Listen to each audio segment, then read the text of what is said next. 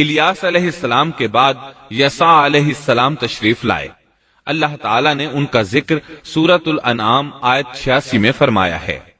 وَإِسْمَاعِيلَ وَالْيَسَعَ وَيُونُسَ وَلُوطًا وَكُلًّا فَضَّلْنَا عَلَى الْعَالَمِينَ، اور اسماعیل کو اور یسع کو اور یونس کو اور لوط کو اور ان میں سے ہر ایک کو تمام جہان والوں پر ہم نے فضیلت دی۔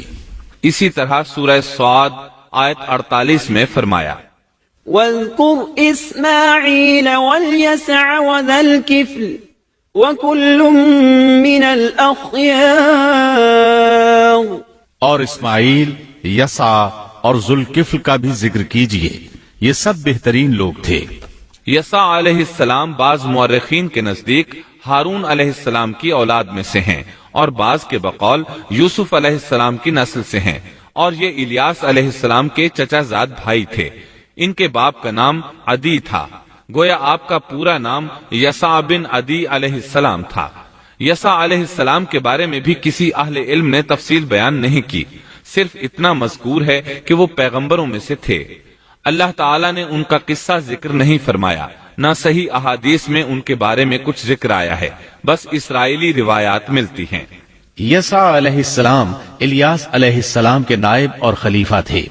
چھوٹی عمر ہی سے ان کی رفاقت میں رہنے لگے تھے، اور ان کی وفات کے بعد اللہ تعالیٰ نے بنی اسرائیل کی ہدایت و رہنمائی کے لیے یسع علیہ السلام کو نبوت سے سرفراز فرمایا، اور انہوں نے الیاس علیہ السلام کے طریقے ہی پر بنی اسرائیل کی رہنمائی فرمائی۔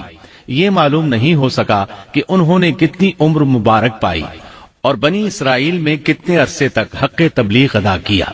یسع علیہ السلام کی وفات کے بعد بنی اسرائیل بدحالی کا شکار ہو گئے، ان پر جابر حکمران مسلط ہو گئے، انہوں نے دین کو دنیا سے جدا کر دیا۔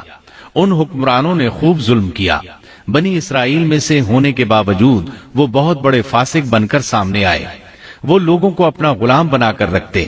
دوسری طرف بنی اسرائیل کئی معرکوں میں شکست سے دوچار ہوئے۔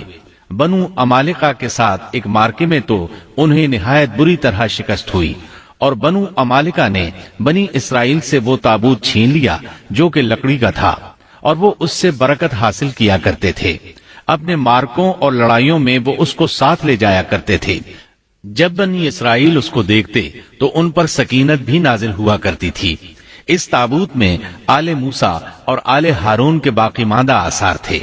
کہا جاتا ہے کہ اسی میں موسیٰ علیہ السلام کے صحیفے اور تورات کی تختیاں تھیں۔ موسیٰ علیہ السلام کا عصا بھی تھا، آپ کے کپڑے بھی محفوظ تھے۔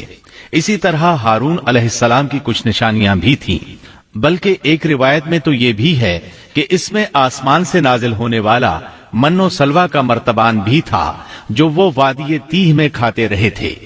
بہرحال یہ صندوق اس مارکے میں ان کے ہاتھوں سے نکل گیا، اس پر بنو عمالقہ نے قبضہ کر لیا۔